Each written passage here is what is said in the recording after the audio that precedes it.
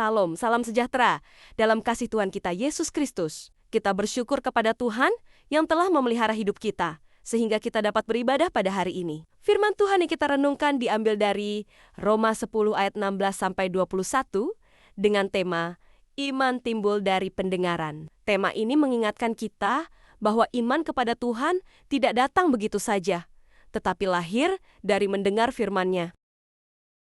Latar belakang dan penulis kitab Roma.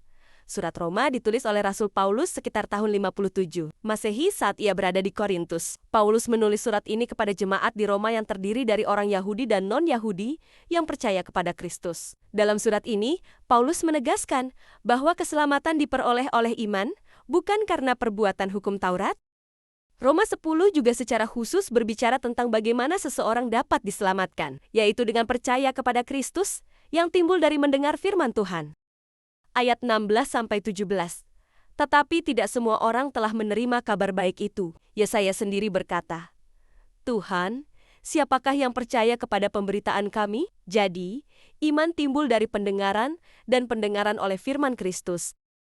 Tafsiran ayat 16-17, Roma 10, ayat 16-17 menyoroti pentingnya pemberitaan firman Tuhan dan respons manusia terhadapnya. Paulus mengutip Yesaya 53 ayat 1 untuk menunjukkan bahwa tidak semua orang yang mendengar firman akan percaya. Sejak zaman nabi-nabi, bangsa Israel seringkali menolak kabar keselamatan. Begitu juga ketika Yesus datang, banyak yang tetap menutup hati mereka. Paulus kemudian menjelaskan bahwa iman timbul dari pendengaran dan pendengaran oleh firman Kristus. Ini berarti seseorang dapat percaya kepada Tuhan hanya jika mereka terlebih dahulu mendengar firman-Nya. Firman Tuhan adalah benih yang ditaburkan di hati manusia, dan iman tumbuh ketika firman itu diterima dengan hati terbuka. Namun, mendengar saja tidak cukup. Ada banyak orang yang mendengar, tetapi tidak percaya karena hati mereka keras atau sibuk dengan hal lain. Oleh sebab itu, mendengar firman harus disertai dengan kesediaan untuk memahami dan menaati. Ayat ini juga menegaskan pentingnya pemberitaan Injil. Jika iman datang dari pendengaran, maka firman Tuhan harus terus diberitakan. Kita sebagai orang percaya dipanggil untuk menjadi alat Tuhan dalam menyebarkan Injil, agar semakin banyak orang dapat mendengar, percaya, dan menerima keselamatan dalam Yesus Kristus. Ayat 18. Tetapi aku bertanya, adakah mereka tidak mendengarnya? Memang mereka telah mendengarnya. Suara mereka sampai ke seluruh dunia, dan perkataan mereka sampai ke ujung bumi. Tafsiran. Ayat ini menunjukkan bahwa firman Tuhan telah diberitakan luas, bukan hanya kepada bangsa Israel, tetapi juga kepada seluruh dunia. Paulus mengutip Mazmur 19 ayat 4, yang menggambarkan bagaimana ciptaan Tuhan menyatakan kemuliaannya kepada semua orang. Dengan kata lain, tidak ada alasan bagi manusia untuk mengatakan bahwa mereka tidak pernah mendengar tentang Tuhan. Bagi bangsa Israel, mereka telah menerima hukum Taurat dan mendengar nubuat tentang Mesias. Namun, banyak dari mereka tetap menolak Yesus. Hal ini mengingatkan kita bahwa mendengar firman saja tidak cukup jika hati tidak terbuka untuk menerimanya. Bagi kita saat ini, ayat ini menegaskan bahwa Tuhan telah menyediakan berbagai cara agar manusia dapat mengenalnya. Injil telah tersebar ke banyak tempat melalui Alkitab, pengkhotbah, dan media. Tanggung jawab kita adalah merespons firman itu dengan iman dan membagikannya kepada orang lain agar semakin banyak yang mendengar dan percaya. Ayat 19-21. Tetapi aku bertanya, adakah Israel menanggapnya? Pertama-tama, Musa berkata, aku menjadikan kamu cemburu terhadap orang-orang yang bukan umat dan membangkitkan amarahmu terhadap bangsa yang bebal. Dan dengan berani Yesaya mengatakan, aku telah berkenan ditemukan mereka yang tidak mencari aku. Aku telah menampakkan diri kepada mereka yang tidak menanyakan aku. Tetapi, tentang Israel ia berkata, sepanjang hari, aku telah mengulurkan tanganku kepada bangsa yang tidak taat dan yang membantah. Tafsiran, ayat 19 menunjukkan bahwa Israel sebenarnya sudah tahu tentang rencana Tuhan. Paulus mengutip Ulangan 32 ayat 21. Di mana Tuhan berkata bahwa karena Israel menolaknya, ia akan membuat mereka cemburu dengan memilih bangsa lain. Ini berarti keselamatan tidak hanya untuk orang Yahudi, tetapi juga untuk semua orang yang percaya.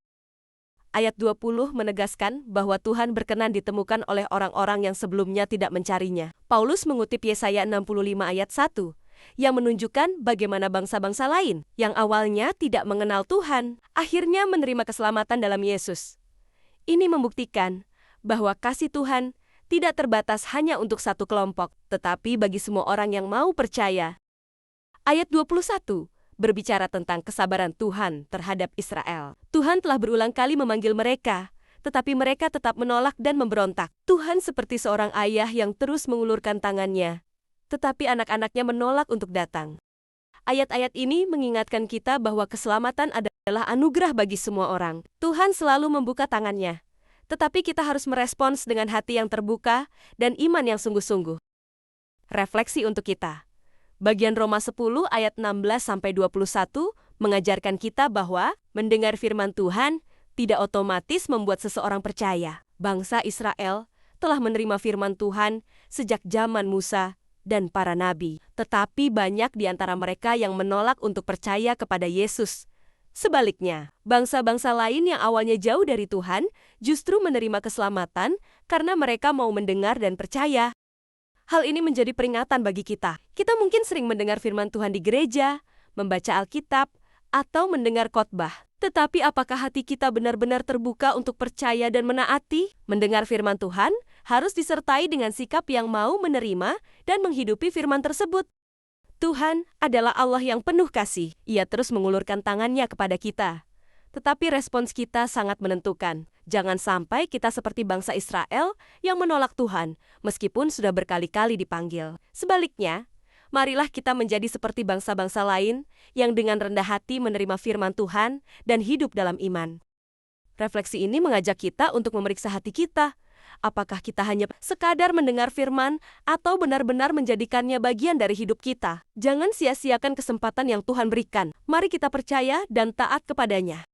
Saudara-saudara yang dikasihi Tuhan, firman Tuhan hari ini mengajarkan bahwa iman timbul dari pendengaran, dan pendengaran oleh firman Kristus. Namun, mendengar saja tidak cukup jika hati kita tidak terbuka untuk percaya dan menaati. Bangsa Israel telah mendengar firman Tuhan, tetapi banyak di antara mereka yang menolaknya. Sebaliknya, bangsa-bangsa lain yang sebelumnya jauh dari Tuhan justru menerima keselamatan karena mereka percaya. Hari ini, Tuhan juga berbicara kepada kita. Ia mengulurkan tangannya dengan kasih dan kesabaran. Pertanyaannya, bagaimana kita akan merespons? Apakah kita hanya menjadi pendengar yang pasif? Atau kita sungguh-sungguh menerima dan menghidupi firman-Nya?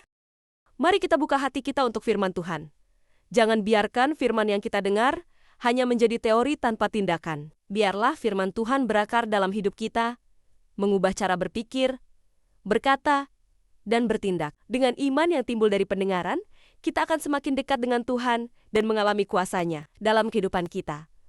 Kiranya Tuhan menolong kita untuk bukan hanya menjadi pendengar, tetapi juga pelaku firman yang setia. Amin.